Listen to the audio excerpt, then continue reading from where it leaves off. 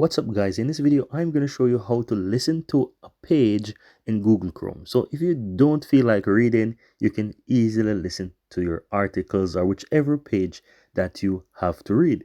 All you have to do is find that page in your Google Chrome and click the three dots on the upper right. Then you will scroll down a bit. Right under translate, you will find listen to this page. You tap on that and it's going to play back that page for you. Playback is powered by Chrome. Here's the latest news from the News Now UK homepage. Agent confirms a... And that's how easy it is, guys, to listen any page that you wish.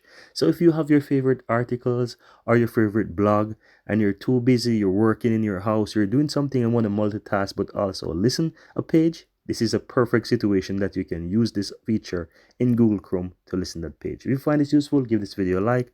Let me know in the comments below, and if you're new to my channel, hit that subscribe button so that you'll never miss out when I release future videos just like this one.